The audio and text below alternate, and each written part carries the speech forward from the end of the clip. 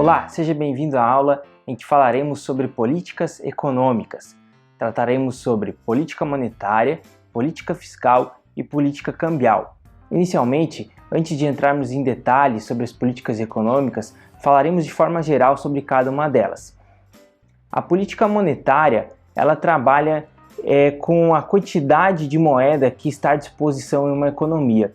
Então é o governo interferindo e controlando, gerenciando a moeda e a quantidade de moeda que está circulando na economia. É neste assunto de política monetária que entra a tão temida inflação e também a tão falada taxa básica de juros.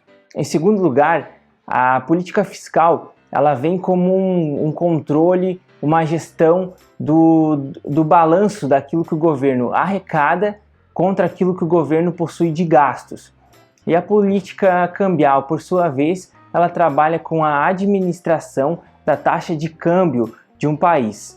Vamos lá tratar em detalhes sobre cada uma delas?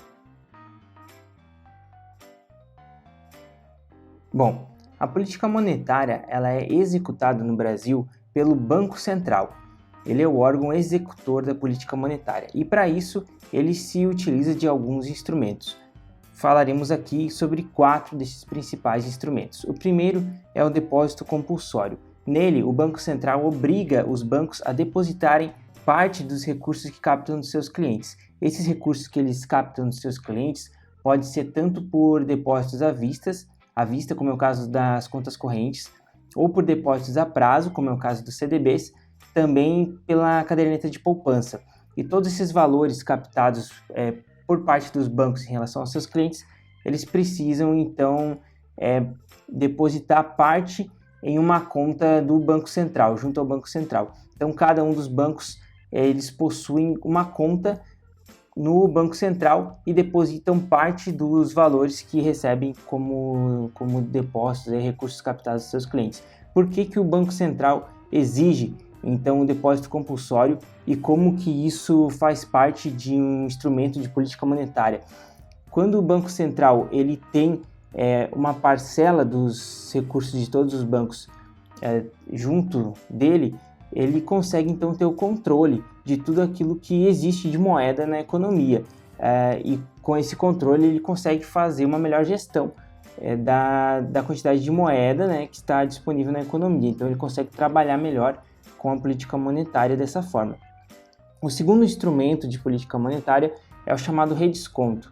O redesconto a gente pode entender como um socorro que o Banco Central faz junto aos bancos. Então, neste caso, são os bancos pedindo empréstimos de liquidez, empréstimos de curto prazo, de curtíssimo prazo, junto ao Banco Central. No terceiro instrumento de política monetária, nós temos o Open Market. Então, neste caso, a gente tem o próprio Banco Central atuando diretamente no mercado, comprando e vendendo títulos públicos. Por exemplo, quando o Banco Central ele compra títulos públicos dos bancos, ele acaba injetando mais moeda na economia. E neste caso, a gente tem uma política monetária chamada de expansiva, porque o Banco Central ele está aumentando a oferta de moeda na economia. Por outro lado, se o Banco Central ele vende títulos públicos, então ele está reduzindo a quantidade de moeda na economia, trabalhando com uma política monetária chamada de contracionista. E o quarto instrumento de política monetária é chamado de seleção de crédito, em que existem normas específicas, então são emitidas normas específicas para gerar restrições em relação ao livre funcionamento do mercado. Então são casos muito específicos, não é um instrumento muito utilizado, mas pode eventualmente vir a acontecer. Na política fiscal, então, a gente comentou que ela trabalha com uma balança, o balanço entre aquilo que é arrecadado, ou seja, as receitas públicas, e o que é gasto, as despesas públicas. A gestão disso é o governo trabalhando com políticas fiscais. Impacta diretamente na carga tributária e vai impactar diretamente no dia a dia de todos os brasileiros, de todos os cidadãos de uma economia.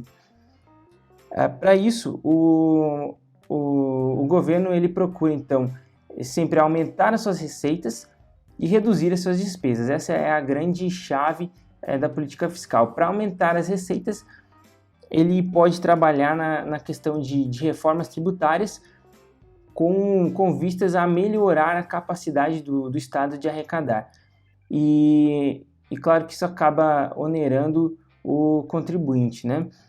E na outra ponta a gente tem então o governo tentando reduzir despesas, e aí são reformas administrativas para limitar os gastos, para limitar os salários, os custos do governo como um todo, enxugar, né, a máquina pública, como a gente costuma falar. Imagine aqui alguns exemplos então da execução da política fiscal. Se a gente tem o governo gastando mais do que arrecada, a gente tem a balança no nosso desenho aqui pendendo um pouco para a direita. Isso pode ser fruto tanto do excesso de despesas, de gastos públicos, pagamento de juros altos e também, é claro, da má gestão. E no outro lado a gente tem as receitas, os tributos, os impostos, tentando equilibrar a balança. Uma solução a esse problema do governo gastar mais do que arrecada pode ser, né, como exemplo aqui, o governo recorrendo ao endividamento público. E como que ele faz isso? Ele pode fazer isso por meio da emissão de títulos públicos. Se o governo ele emite títulos públicos, ele então está se endividando. Isso soluciona, né, no curto prazo, mas gera um efeito aí que acaba prejudicando o fomento à capacidade produtiva da economia. E aí a gente vem para um segundo problema, que é justamente o crescimento da dívida devido à alta emissão aí de títulos públicos. Qual que seria a solução para este caso?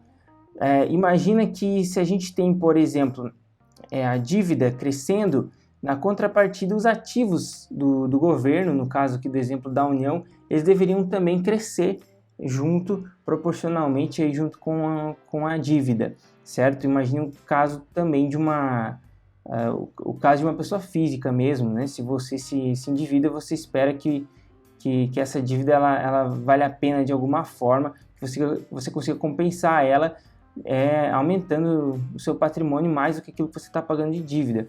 Essa é a expectativa que a gente tem em relação ao governo, que ele consiga, mesmo que se endivide, mas que ele consiga crescer numa proporção maior. Esse deveria ser o objetivo.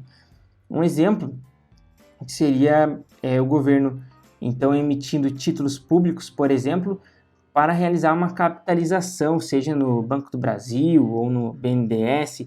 Isso acaba aumentando a dívida, só que na contrapartida também aumenta, né, os ativos da União. Então seria uma busca aí por equilíbrio. Na política cambial, a gente tem a administração da taxa de câmbio, que no Brasil é adotada a taxa de câmbio flutuante, ou seja, ela não é fixa. E por que ela é flutuante? Porque ela é determinada por relações de oferta e demanda. E isso é impactado pela quantidade de investimentos estrangeiros e também por taxa de importação, taxa de exportação. Veja aqui que quando as flutuações da taxa de câmbio elas estão acima do normal, acima daquilo que é esperado como normal, o Banco Central ele também pode interferir diretamente aí na economia, comprando ou vendendo grandes quantidades de dólares. E ele faz isso para duas situações, né, de forma geral.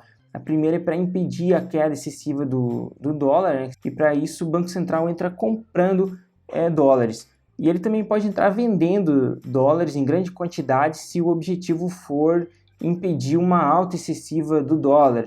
Isso acaba também, na contrapartida, gerando um impacto na política monetária. Apesar de que aqui a gente está falando de política cambial, muitas coisas são interligadas na economia. Isso acaba interferindo diretamente na política monetária, porque se o Banco Central ele entra comprando ou vendendo dólares, isso acaba impactando diretamente na quantidade de moeda que está disponível na economia. E se a gente tem excesso de moeda na economia, a gente acaba convergindo para uma situação de maior inflação. Assim nós finalizamos então a nossa aula em que tratamos sobre as políticas econômicas. Até a próxima!